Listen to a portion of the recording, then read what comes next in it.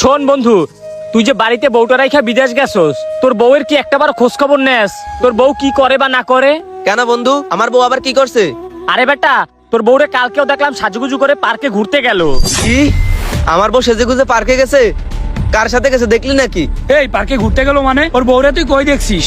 এই বেটা তুই চুপ থাক, তুই কি বেশি বুঝোস নাকি? আমি কথা বলতেছি না, তুই নাক গলাস কেন? এই বেশি বুঝবো না তো কি করব?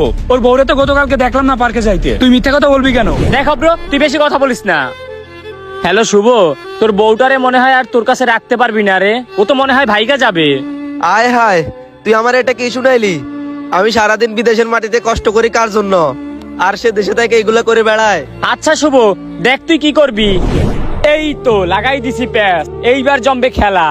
এই রফিকুল, তুই ওর বোন নামে শুধু শুধু মিথ্যা কথা কেন বললি? ছেলেটা বিদেশে থাকে, সারাদিন কাজ করে, কত চিন্তার ভিতরে থাকে, আবার তুই এই কথা বললি? ও তো সারাদিন টেনশন করেই মরে যাবে, তুই এরকম করলি কেন? আরে বেটা, এখনই তো ওর বউর সাথেও গ্যাঞ্জাম করবে, আর আমার সুবিধা।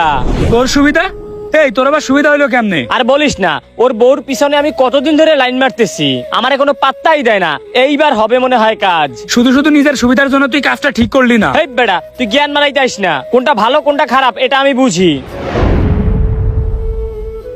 আল্লাহ, আমি এই প্রবাসের মাটিতে কার জন্য এত কষ্ট করতেছি?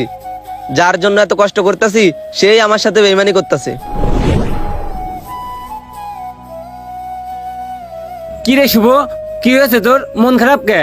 তোর তো কখনো দেখি নাই বিড়ি খাইতে, তুই বিড়ি খাচ্ছিস কে? আসলে ভাই, দিন শেষে আমাদের মতো প্রবাসীদের কেউ আপন না। কেন আপন না কেন? কি হয়েছে তোর বলতো?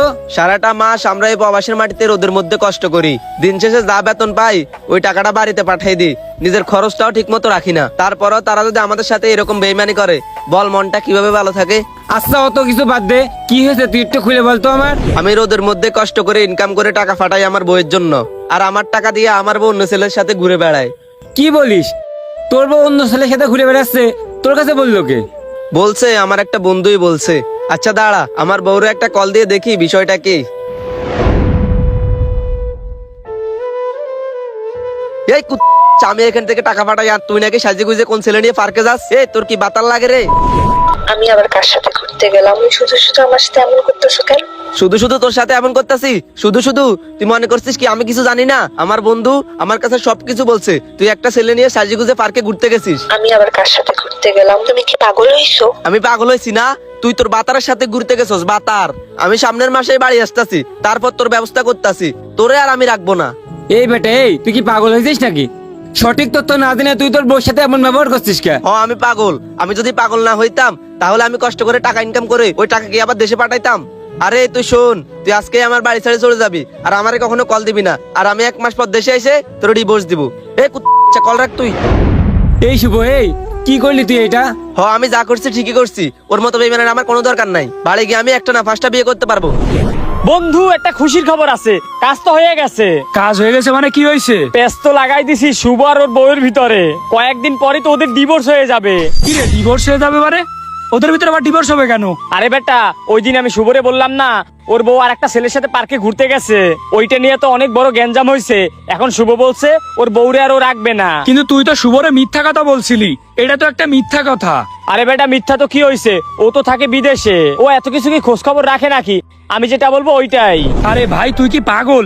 তুই একটা জিনিস চিন্তা করতো, তুই যে এই কাজটা করলি এটা কি ঠিক করলি? তুই একটা সংসার নষ্ট করে দিলি। ছেলেটা কত কষ্ট করে বিদেশে, একটা প্রবাসীর কষ্ট কি তুই কখনো বুঝবি? প্রবাসের মাটিতে সারাদিন কষ্ট করে, সারা মাস কষ্ট করে ও বাড়িতে টাকা পাঠাই, আর তুই ওর মাথায় এত বড় একটা টেনশন দিলি, ওদের সংসারের ভিতর ঝামেলা বাঁধাই দিলি। এই কাজটা কি তুই ঠিক করলি? তুই নিজের সুবিধার জন্য একজনের জীবন নষ্ট করে দিলি। তোর সামান্য মিথ্যা কথা বলার কারণে ওদের ভিতরে ঝামেলা হচ্ছে। তুই কি জানিস একটা প্রবাসীর জীবনে এমনিতেও কত কষ্ট থাকে? কোনো কিছু চিন্তা ভাবনা না করে তুই মিথ্যা কথাটা বলে দিলি। আসলে ভাই একটা কথা কি জানিস, প্রবাসীরা সারা বছর বিদেশে কষ্ট করে, আর যখন এরকম উল্টাপাল্টা কথা শুনে তখনই তাদের মাথা খারাপ হয়ে যায়, মাথায় আর কাজ করে না। এই তোদের মতো কিছু লোকের কারণে প্রবাসীর সংসার নষ্ট হয়। তুই যাই করিস না কেন, আমি ওদের সংসার নষ্ট হইতে দিব না। এখনই আমি শুভরে সবকিছু বলে দিব। একজন প্রবাসী বিদেশের মাটিতে সারা মাস সারা বছর কঠোর পরিশ্রম করে, দিন শেষে যখন নিজের বউয়ের নামে উল্টাপাল্টা কথা শুনে তখন কারোরই মাথায় কাজ করে না। কিছু মানুষের এরকম মিথ্যা কথা বলার কারণে অনেক প্রবাসীর সংসার নষ্ট হয়ে যায়।